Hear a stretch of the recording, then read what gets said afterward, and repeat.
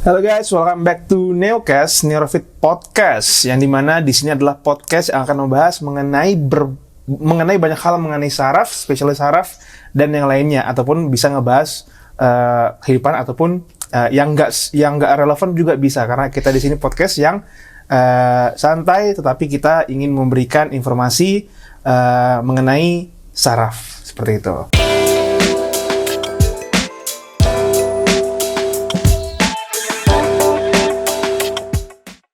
Nah, di sini kita sudah ada narasumber utama kita, yaitu ada Dr. Marcel di sini. Hai. Oke, mungkin Dr. Marcel di sini itu sebagai dokter spesialis ya, Dok ya? Ya. Dokter spesialis saraf. Dokter spesialis saraf. Oke. Di mana, Dok? Di klinik Neurofit. Di klinik Neurofit. Oke. Jadi dokter ini itu sebagai spesialis saraf itu dari kapan, Dok? Sebagai spesialis saraf sejak tahun 2021. 2021 ya? Oke. Dulu ngambil ininya, Dok? Ngambil spesialisnya di mana, Dok? Di Manado, Universitas Samratulangi. Universitas Samratulangi. Oke. Jadi dokter sebagai spesialis saraf, Dok ya? Nah, mungkin ini pertanyaan semua orang. Kenapa sih, Dok, saraf? Kenapa nih pengen menjadi dokter dulu, Dok? Pengen menjadi dokter ya sebetulnya ada pengaruh orang tua juga, karena orang tua juga kebetulan dokter spesialis. Cuman kenapa pilih spesialisasi saraf? Karena menarik aja. Saraf itu awalnya sih karena saraf itu kayak main teka-teki gitu. Saraf tuh kayak kabel. Jadi kalau kita lihat masalahnya di sini, kira-kira nih pusatnya di mana tuh, kayak ngulur benang jauh ke belakang, terus kita cari tahu di mana. Awalnya menariknya karena itu. Tapi setelah pendidikan lebih menarik lagi karena saraf itu kan sebenarnya ada saraf pusat, saraf tepi ya. Saraf pusat itu berhubungan dengan otak gitu. Jadi segala sesuatu perilaku itu kan berhubungan dengan otak, diatur dari otak dulu gitu. Dan itu kita belajar juga waktu pendidikan, dan menarik sih kalau misalnya pernah dengar ilmunya tentang neuroscience atau neuroscience sih, terutama kerjanya otak gitu. Seru, tapi pernah nggak, Dok, kayak ngerasa aduh ini kayaknya susah banget deh. Tiba-tiba misalnya nih kan mungkin ya ada yang pernah merasakan aduh ini di tengah jalan sebagai pas belajar dokter spesialis ini kayaknya capek banget deh, atau gitu. Ya, pasti ada lah, namanya juga saya rasa bukan cuma bagian bukan hanya bidang kedokteran, bukan hanya bidang saraf, tapi segala sesuatu, semua pendidikan atau mungkin pekerjaan atau apapun, semua pasti ada masanya kita ngerasa aduh berat gitu. Yang penting jangan nyerah aja di tengah jalan gitu aja. Oke. Saraf itu apakah selalu berhubungan dengan nyeri, Dok, biasanya? Nggak selalu, tapi bisa jadi salah satu gejala dari masalah saraf gitu. Karena saraf itu fungsinya kalau kita tahu kan ada dia bergerak dan menerima rangsang. Jadi motorik, sensorik gitu. Motor tuh bergerak gitu kan. Sensor menerima gitu. Nah, kadang kalau ada kelainan dari penerimaannya ini, maka menjadi harusnya kita nerima tidak menyebabkan rasa sakit menjadi rasa sakit. Nah, itu kelainan dari sensorik kita bilangnya juga ya. Penerimaan dari sarafnya. Di mana penyebabnya ya macam-macam juga. Karena nyeri itu kalau misalnya berhubungan dengan dokter saraf, berhubungan juga dengan kelainan-kelainan otot, kemudian sendi, masih dalam lingkupnya. Seperti itu. Oke, I see. Nah, dan juga apakah kalau misalnya nih kita merasa pegal-pegal atau kita ngerasa gampang capek atau suka aduh gak enak banget nih punggung tiba-tiba gitu. Apakah itu salah satu indikator ini dia punya mungkin sarafnya ada yang kejepit kah, atau dia memang kecapean? Apakah kecapean bisa berpengaruh ke sana, ataupun misalnya kita gara-gara kita begadang atau kebanyakan duduk gitu. Karena banyak sekali sekarang anak muda sekarang yang dia itu merasa mungkin dokter pernah lihat di TikTok ya, space, gue termasuk kaum jompo nih yang dimana selalu bawa plosa, selalu bawa fresh care, bahkan ada yang bawa koyo gitu loh. Jadi kan ya mungkin itu sekarang ya mereka merasa gampang capek. Nah, apakah itu termasuk masuk ke ranahnya saraf kalau misalnya kita ngebahas secara medisnya? Iya masih, karena salah satu bagian dari saraf itu kami juga menangani untuk nyeri. Tapi emang menarik banget sih ini fenomenanya, sebenarnya kayaknya masih baru ya. Ya, baru. Satu hal yang khas dari dokter saraf tuh biasanya pasien-pasiennya tuh orang tua, kita bilangnya kan, yang 40-50 tahun ke atas gitu. Tapi memang sekarang semakin kesini, emang saya perhatiin emang mulai banyak nih terima pasien. Saya kadang-kadang kalau terima pasien kan, pasiennya ada datanya dulu nih ya, nama, tanggal lahir gitu. Terus kadang saya, tahun 90-an nih pasiennya datang ke saya gitu, ngapain gitu.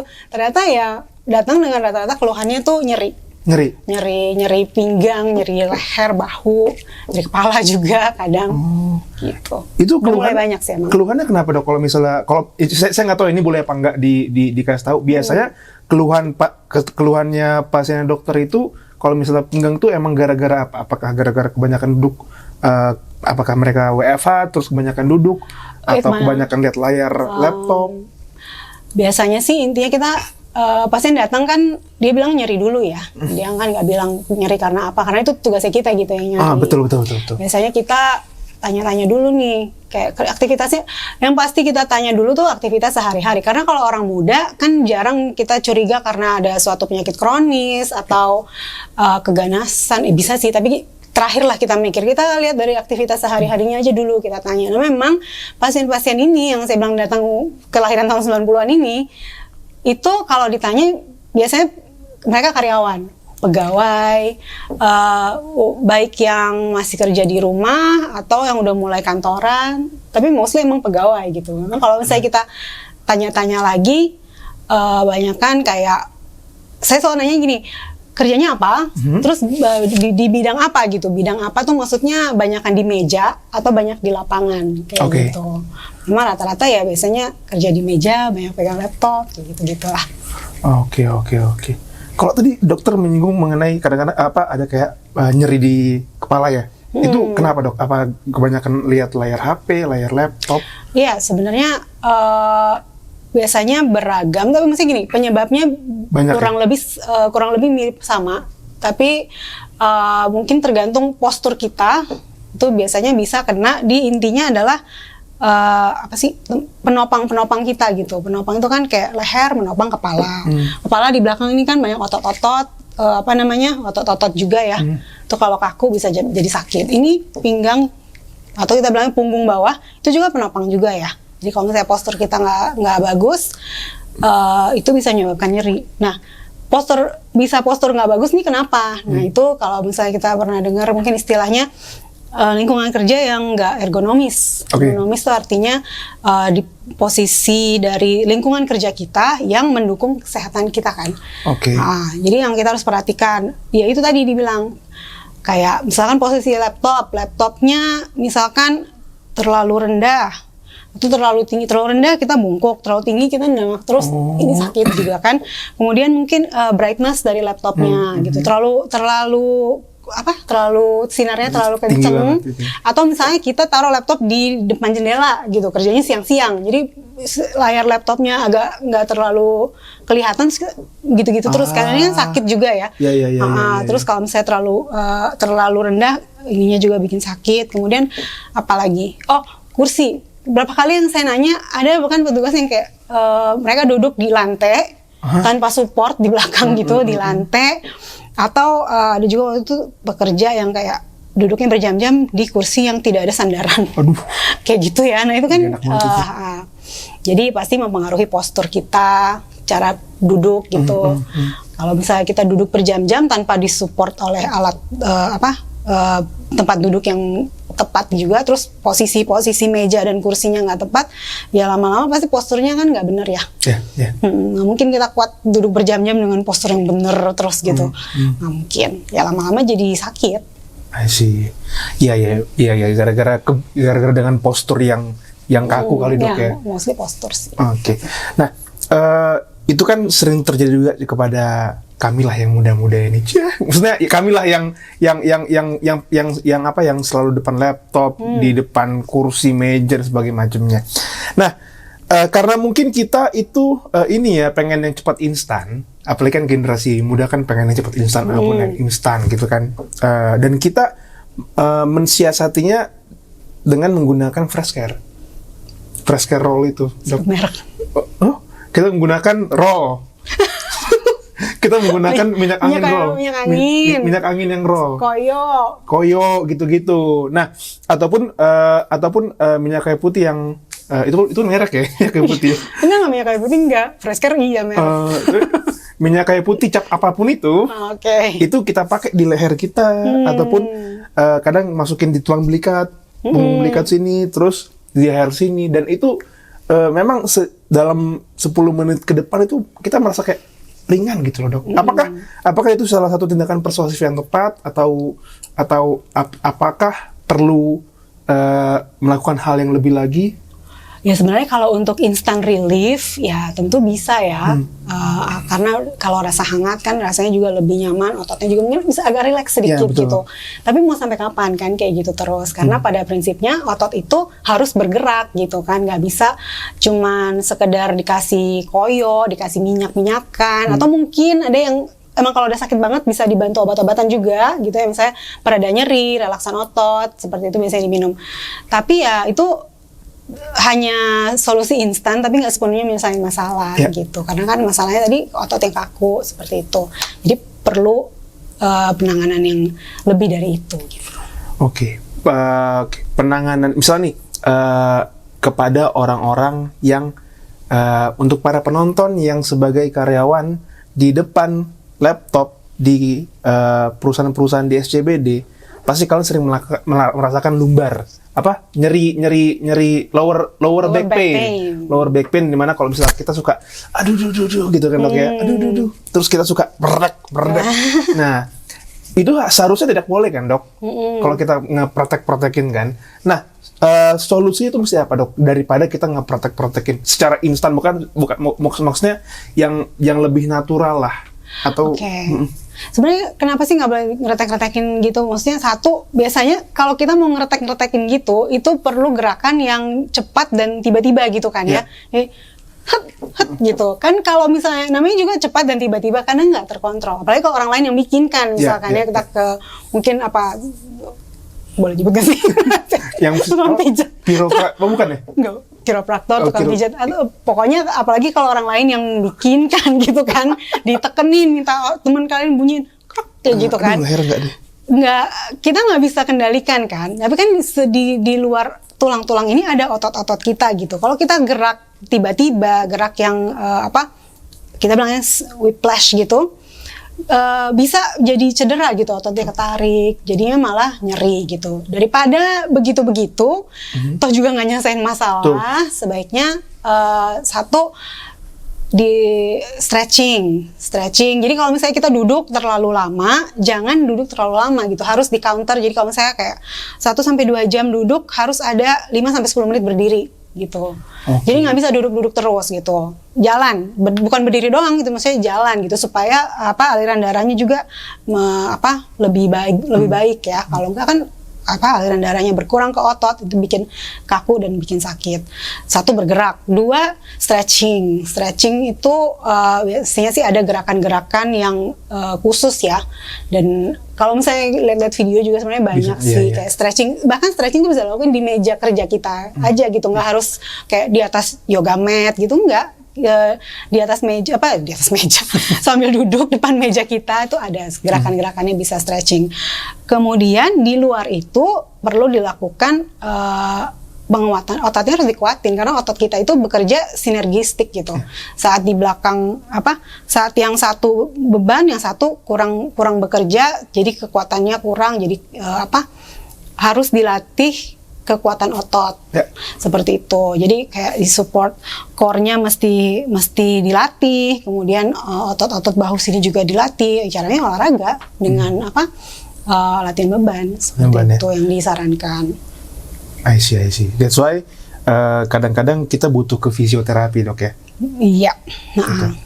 Apakah ketika misalnya kita merasakan gampang pegal, terus gampang nyeri, kadang-kadang kan makanan juga mempengaruhi kan dok ya, makanan juga misalnya saya nih dulu banget ya, bukan sekarang, saya gampang makan yang, saya udah gak suka makan yang goreng-gorengan, yang itu kan banyak banget kalori jahatnya ya.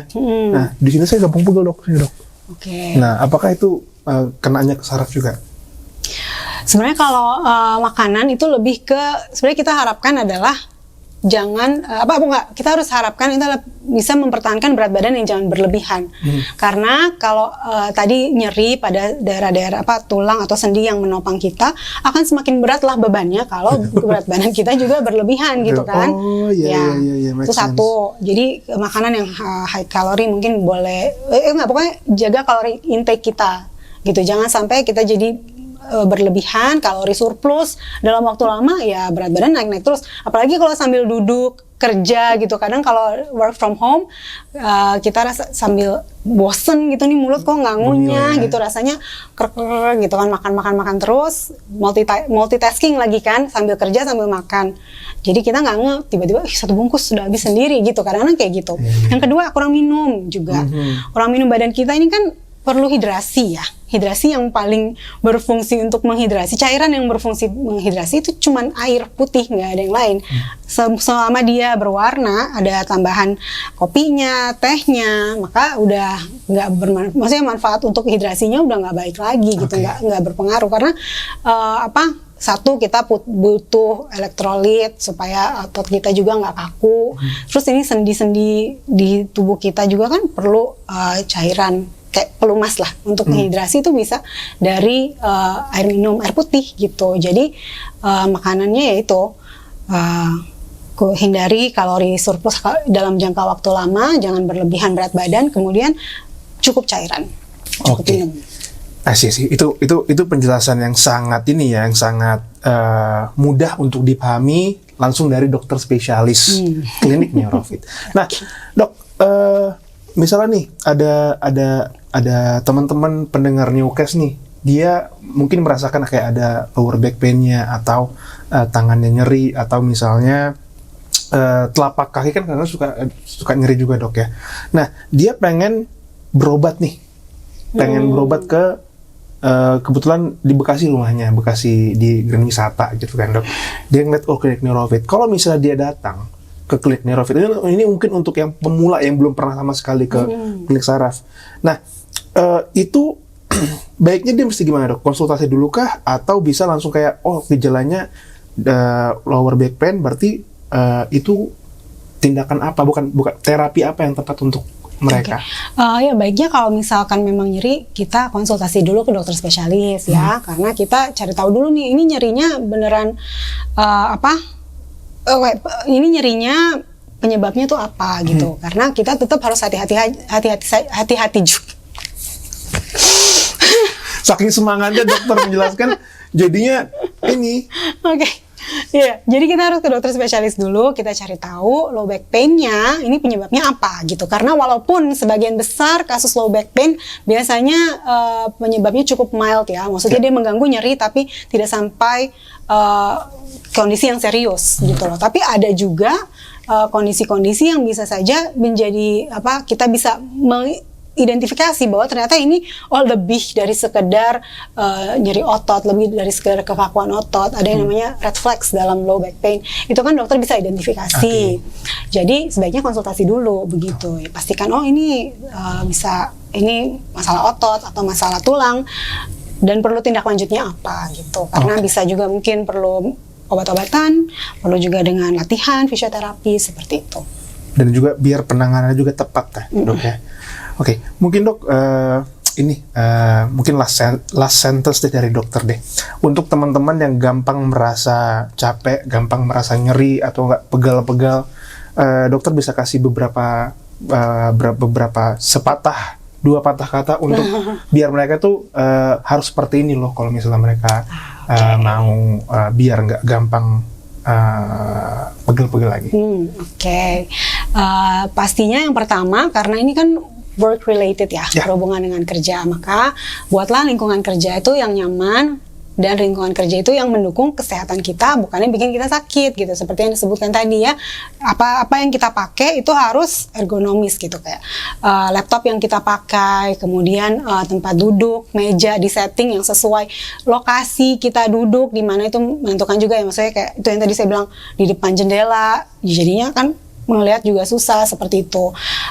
Ya itu lingkungan kerja. Kemudian bergerak artinya selama bekerja, kalau kerja 6-8 jam jangan duduk terus gitu sampai berjam-jam. Kasih waktu untuk otot kita bergerak, untuk sendi-sendi kita bergerak, supaya peredaran darah juga lebih lancar, bisa mengurangi rasa sakit atau otot yang kaku seperti itu. Kemudian pola hidup ya, pola olahraga, latih kekuatan otot, kemudian juga pola makan yang bergizi, jangan berlebihan berat badan, dan minum yang cukup. Oke. Dok, ada satu pertanyaan lagi yang membuat saya kayak penasaran banget, dan ini merupakan solusi instan juga nih dari para orang-orang muda kayak seperti saya. Nah, kan banyak kok. Sekarang kan orang di TikTok kan suka banget ngeliat yang pertek-pertek gitu kan, Dok. Entah dia menggunakan apa, yang chiropractor, Dok, yang dipertek, yang nggak tahu sih namanya, pokoknya alat kretek aja. Iya, alat kretek gitu yang kalau misalnya kita tidur langsung bunyi gitu. Nah, yang melengkung gitu ya. Betul. Terus Saya tuh tidurin. sebenarnya pengen beli itu tadinya, cuman takut. Oke. Nah, karena takut tiba-tiba nggak balik gitu. Pemirsa nggak balik ini. Iya. Itu apakah aman digunakan, dan sebenarnya itu fungsinya itu untuk apa, Dok? Ya, kebetulan saya juga kalau lihat alatnya asli langsung sih belum pernah sih. Cuman memang sering lihat videonya. Nanti mungkin tunjukin nih videonya nanti ya. Oke, atau gambar alatnya gitu ya. Emang kayaknya kalau ngeliat orang yang melakukan, apalagi kayaknya di apa sih, kayak mic-nya tuh dideketin sama tulang belakangnya, jadi bunyinya krotok-krotok tuh kayaknya enak banget gitu ya. Tapi ya itu mesti hati-hati. Yang balik lagi, satu, kita lihat alatnya, dia ada tingkat-tingkat kelengkungannya gitu ya. Jangan lupa saat kita berbaring di situ, kita kan ini ada otot yang melengkung gitu ya. Otot belum tentu semua orang cukup fleksibel untuk mengikuti lengkungan dari si alatnya itu gitu loh. Belum tentu juga bunyi gitu kan, belum tentu bunyi kretek-kretek, tapi yang ada malah jangan-jangan malah sakit gitu, sakit ototnya. Apalagi sebenarnya kalau gerakan-gerakan seperti itu yang kita harus kayak berbaring dan melengkung. Kalau orang biasanya kita bilangnya back bend gitu. Orang kalau di yoga bilangnya itu back bend. Jadi melipat badan ke belakang. Nah, itu tuh butuh pemanasan, terus juga butuh orang yang misalnya udah biasa, ototnya sudah cukup elastis untuk bisa berbaring seperti itu. Apalagi dia ada tingkatannya gitu, kayaknya semakin tinggi orang pikir makin enak nih, makin melengkung makin enak. Padahal kalau misalnya kita nggak biasa dan kita ototnya tidak cukup elastis dan kaku, dilengkungin begitu yang ada malah jadi tambah sakit, kalau jadi cedera malah kan seperti itu. Jadi hati-hati. Kalau saya sih mendingan yang jelas-jelas aja deh, kayak maksudnya ya, pemanasan, jadi otot udah cukup panas, kemudian lakukan gerakan-gerakan stretching, nggak perlu pakai alat kok, sendiri juga bisa, dan bertahap gitu. Jadi jangan langsung saya mau back bend ke belakang sampai ini yang ada malah cedera gitu. Iya. Tapi ya emang ngelihat di TikTok tuh enak banget. Kayaknya enak banget ya. Tapi gitu kan, kita lihat juga gitu, kalau saya lihat kan model-modelnya kan kayak yang perempuan langsing-langsing, terus kayaknya juga maksudnya fleksibel gitu badannya, sampai yang paling tinggi gitu dia bisa ngelengkung gitu kan. Berarti bukan sesuatu yang dia lakukan baru-baru nih, pasti emang udah biasa melakukan itu gitu. Jadi ya mungkin bijak juga lah ya, jangan juga kita terlalu termakan. Berarti penipu tadi itu ya. yang dulu penipu dia ya. Jangan termakan itu. Intinya sebelum kita melakukan, kita mencari tahu dulu ya, Dok ya. Iya. Biar kritis. Betul, biar kritis gitu. Jadi biar lebih tepat lah, karena kan kita harus mengenal diri kita sendiri sebelum kita mengkonsumsi lah gitu. Paling gitu, Dok, untuk Neokes hari ini. Dan untuk teman-teman generasi muda ya, kalau misalnya teman-teman nih kayak merasa gampang nyeri tapi belum punya waktu untuk ke klinik, kita punya servis namanya telemedicine. Nanti di sini langsung di-handle sama dokter spesialis. Nanti bisa appointment langsung dan bisa ketemu sama dokter spesialis di Klinik Neurofit yang pasti penanganannya pasti tepat dan semoga Klinik Neurofit bisa membantu teman-teman semua di sini. Oke, sampai ketemu di episode berikutnya. Salam sehat semuanya. Dadah.